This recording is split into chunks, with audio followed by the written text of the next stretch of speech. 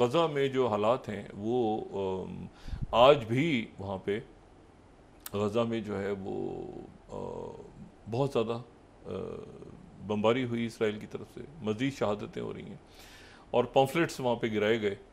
और वो पम्फलेट्स जो हैं उनके ऊपर याहिया सिनवर की जो मैयत है उनकी तस्वीर थी, तो वो जेट तैयारों ने पूरे गज़ा में वो पम्फलेट्स गिराए।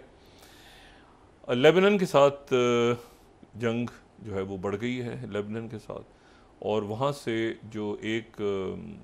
गांव शुमाली इसराइल का जहाँ पे उनका आबाई घर है नेतन्याहू का, वहाँ पे एक रॉकेट फायर हुआ। वो ज़ाहिर है वहाँ नहीं रहते ना, उनकी फैमिली वहाँ रहती है, लेकिन वहाँ पे एक रॉकेट फायर हुआ। तो एक कशीदा सी सूरत हाल है बहुत ज़्यादा। और प्रेसिडेंट बाइडन जो बाकी मगरबी ममालिक हैं वो और बाकी दुनिया भी इस वक्त चाह रही है कि सीज़ फायर हो, कोई जंगबंदी का माहिदा हो, कोई अमन की तरफ जाएं, लेकिन ये है कि उसका अभी तक कोई रंग रूप सामने नहीं आया। और उसकी वजह है, और वजह ये है कि पहली बात तो ये है कि ये अभी तक अनाउंस नहीं हुआ कि याहिया सिनवर की जगह कौन लेगा। याहिया सिनवर जो हैं उनकी पहले तो ये बात हो रही थी कि वो मोहम्मद सिनवर जो उनके भाई हैं जो कि गज़ा में ही हैं, और वो जो हैं वो उनकी जगह संभालेंगे। लेकिन हमास की तरफ से हमास के सर्कल्स में ये बात जो है वो अब ज़ेर बहस है कि क्या जो मोहम्मद सिनवर जो हैं वो जगह संभालें, या हमास की जो क़यादत है वो कोई ऐसी शख्सियत संभाले जो कि गज़ा से बाहर हो, ताकि वो एक उसका डिप्लोमेटिक रोल भी होगा, फिर एक मुल्कों के साथ बात करना, ट्रैवल करना, सब कुछ सारा सिलसिला करना, तो बिल्कुल ये हो कि रब्ता ही अगर मुनक़ता हो जाए और इसराइल तो बिल्कुल वहाँ पे एक मतलब उसकी जाहिरियत तो जारी है, तो वो उस सूरत में ये डिस्कस हो रहा है कि जो हमास की क़यादत है वो किसी ऐसी शख्सियत को दी जाए जो कि गज़ा से बाहर हो। अच्छा, यहाँ पर फिर अब दो नाम यहाँ पे आ रहे हैं सामने। ज़ाहिर है हतमी ऐलान तो, अच्छा एक मोहम्मद दैफ का भी नाम डिस्कस हो रहा है, लेकिन मोहम्मद दैफ जिनके बारे में इसराइल कह चुका है कि वो ज़िंदा नहीं है, लेकिन हमास ने क्लेम नहीं किया, तो उनका नाम, लेकिन वो मैंने आपसे कहा ना कि गज़ा या गज़ा से बाहर अगली क़यादत। तो एक नाम जो डिस्कस हो रहा है ज़्यादा, एक तो खालिद मिशाल का हो रहा है। खालिद मिशाल जो है वो ज़ाहिर है कि इस्माइल हानिया से पहले वो कई दहाइयों तक वो सरबराह रहे हैं, पोलिट ब्यूरो को उन्होंने हेड किया है। और दूसरा नाम जो है वो खलील अल हया का है। खलील अल हया जो हैं ये नायब इस्माइल हानिया के भी नायब थे, और फिर उसके बाद ये नायब याहिया सिनवर के भी नायब थे। और ये जो हैं ये वो शख्सियत हैं जो तमाम जो मुज़ाकरात सीज़ फायर के होते रहे, तो हम उसमें ज़िक्र करते रहे कि हमास की तरफ से खालिद हया कतर से इजिप्ट पहुंच गए, इजिप्ट से वो मतलब वो मुज़ाकराती अमल का एक हिस्सा रहे हैं, बहुत अहम। ये वही हैं जो चाइना भी गए, मॉस्को भी गए, जिन्होंने टर्की भी ट्रैवल किया, जो आप समझें कि नायब के तौर पे। और फिर ये जो हैं ये इनका पुराना ताल्लुक़ है, ये फाउंडिंग मेंबर्स में से एक हैं। और ये जो हैं ये 2006 का जो इलेक्शन था तो उसमें ये इलेक्ट हो गए थे गज़ा सिटी से, यानी जो गज़ा की पट्टी का जो गज़ा सिटी का इलाका है दरमियान में, वहाँ से ये पार्लियामेंट में इलेक्ट हो गए थे। तो इनका नाम भी चल रहा है। अच्छा, मैं इसमें बहुत ज़्यादा इसमें डिटेल में नहीं जाना चाह रहा इस एक इशू के, लेकिन ये है कि ये जो हैं आप इस तरह से समझें कि खालिद मिशाल जो है ना, ज़ाहिर है पुराने खालिद मिशाल तो एक उनके ओल्ड गार्ड, ये दोनों ओल्ड गार्ड्स हैं, पुराने हैं दोनों। लेकिन हुआ ये था कि खालिद मिशाल जो है वो एक तवील अरसा उन्होंने गुजारा दमिश्क में। जब उनसे मुलाकात, जब वो उनका इंटरव्यू उन्होंने जो हुआ था इस प्रोग्राम में तशरीफ, तो उस वक्त वो दमिश्क में ही मेरी उनसे मुलाकात हुई थी, दमिश्क के मुज़ाफ़ात में, प्रॉपर दमिश्क में नहीं बल्कि दमिश्क से बाहर। तो वो जो है वो लेकिन फिर ये हुआ, और वो ज़ाहिर है कि उस वक्त वो दमिश्क शाम की हुकूमत के, वो शाम में मौजूद थे, सीरिया में मौजूद थे। लेकिन फिर उसके बाद ये हुआ कि जब ये अरब स्प्रिंग का फितना खड़ा हुआ और ये मुख्तलिफ हंगामे शुरू हो गए मुख्तलिफ मुल्कों में और दाएँ बाएँ, तो वहाँ पर जो खालिद मिशाल हैं वो उन्होंने इजिप्ट छोड़ दिया और वो कतर आ गए। अच्छा, मैं ये कह रहा हूँ कि मैं इसकी डिटेल में नहीं जाना चाह रहा क्योंकि वो एक मामला ऐसा है जो बड़ा सेंसिटिव है, लेकिन आप इस तरह से समझें कि खालिद मिशाल जो हैं वो अपने मतलब वो ये था कि क्योंकि बशारुल असद जो हैं, बशारुल असद को खुल के ईरान वहाँ पे सपोर्ट कर रहा था, इनकी सिक्योरिटी कॉम्प्रोमाइज़ हो रही थी और ये बहुत ज़्यादा जो है वो आप समझें कि इनका ये मौक़िफ़ था कि मतलब ये ज़्यादा अरब ममालिक की तरफ, यूँ समझ लेते हैं खुल के, इधर इनका झुकाव ज़्यादा अरब ममालिक की तरफ था। तो ईरान को थोड़ा सा इनके साथ एक इशू बाद में वो क्लियर भी हो गया, लेकिन यह है कि बहरहाल वो इस्माइल हानिया और जो याहिया सनवर हैं वो निस्बतन ईरान के ज़्यादा इस दौरान करीब आ गए। पहले ये भी बहुत करीब थे, ये गए भी थे ईरान, बहुत दौरे किए इन्होंने ईरान के, लेकिन फिर ये है कि इन्होंने जब ये 2017 में फिर ये अलग हुए और इन्होंने कहा कि मैं अलग हो रहा हूँ, उसमें एक फैक्टर ये भी था। दूसरा जो फैक्टर है वो ये है कि ये फैक्टर नहीं है, लेकिन बहरहाल इस वक्त की सूरत हाल के लिहाज से वो खालिद मिशाल जो हैं वो उन पर दबाव बहुत है कि आप ये संभालें। ईरान को भी कोई इशू नहीं है, मैं आपसे बता रहा हूँ कि ये माजी में जब ये अलग हुए थे तो उसके पीछे फैक्टर ये था, लेकिन अब इन पे ईरान को भी इशू नहीं है, इनके ऊपर किसी को भी इशू नहीं है, ये बिल्कुल अनडिस्प्यूटेड है। लेकिन ये खुद क्या लेते हैं ओहदा या नहीं लेते। इस्माइल हानिया की जब शहादत हुई थी उसके बाद भी इनसे कहा गया था कि आप ओहदा ले लें, तो इन्होंने कहा था कि मैं बहुत फ़ाल हूँ, मैं रुकन हूँ, लेकिन मैं दोबारा नहीं संभालना चाह रहा। इनके साथ कुछ सेहत के भी प्रॉब्लम थे खालिद मिशाल के साथ। ये वही खालिद मिशाल हैं जिनको जॉर्डन में पॉइजन किया गया था और फिर वही जो हम बता चुके हैं क्लिंटन दौर में सारा। तो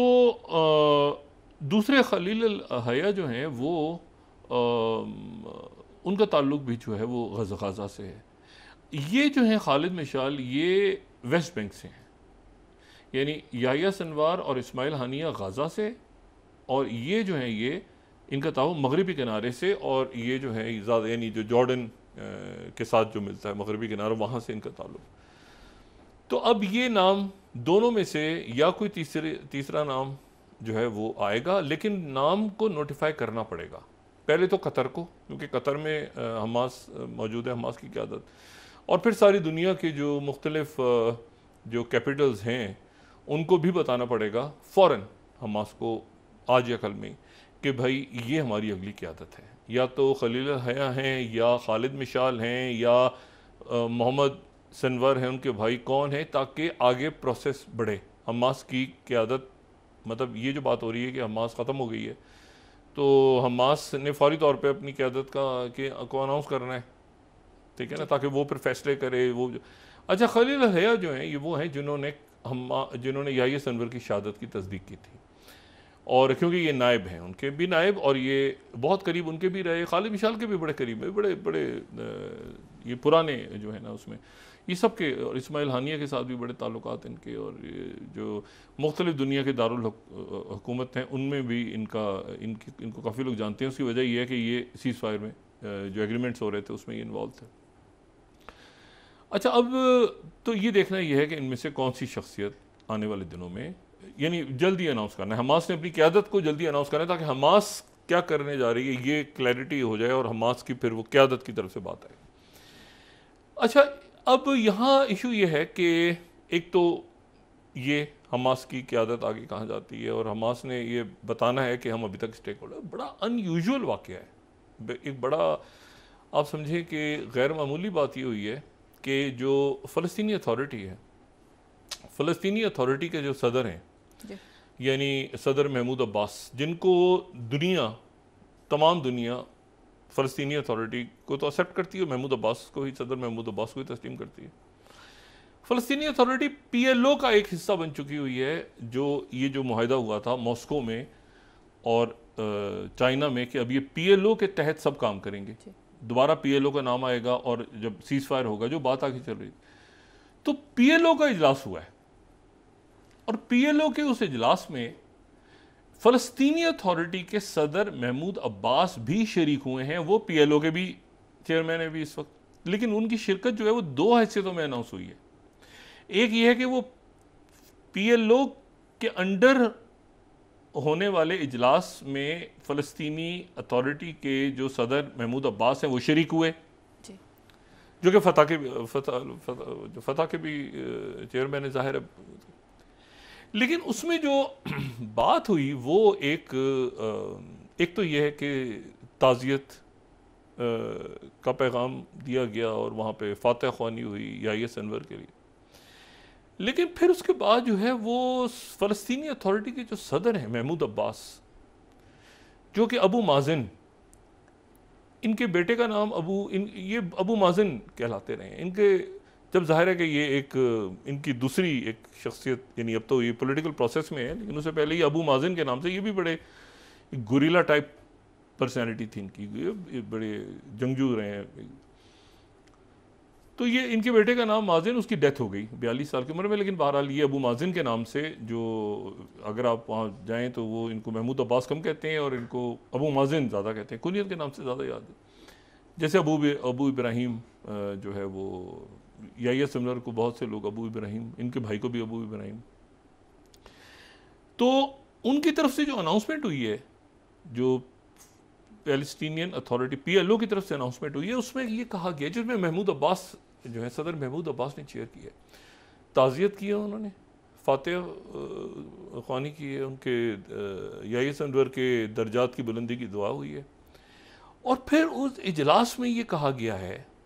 सदर महमूद अब्बास के अंडर होने वाले इजलास में, कि याहिया अनवर जो हैं वो फ़लस्तीनी कौम के सबसे बड़े हीरो हैं और एक अरब दुनिया के बहुत बड़े लीडर और बहुत बड़ा एक नाम और बहुत बड़ा एक शख्स जो है वो दुनिया से गया, अरब दुनिया और फ़लस्तीनी कौम का एक हीरो और एक नुमाइंदा है। तो यानी ये सदर महमूद अब्बास की तरफ, ये पीएलओ की तरफ से बात हुई है। और ये माजी हमें पता है कि इकट्ठे भी रहे, फिर अलहदा भी हो गए, सब कुछ। इस मरहले पे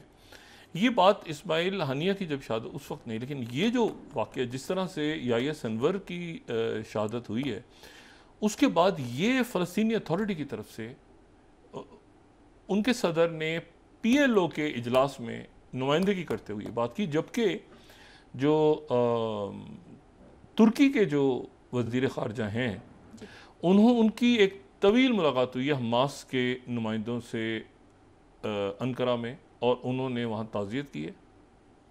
और तुर्की की जानिब से भी ये बात की है बाकायदा हमास को कोऑर्डिनेटर। तो एक तो ये मामला, दूसरा जो है वो ये है कि वही मामला, अच्छा एक छोटा सा पटाखा दोबारा चला दिया इन्होंने एक जहाज़ के ऊपर, ये हुतीज़ ने, ये बताने के लिए कि हमारे पास तो अभी है, तो एक वहाँ से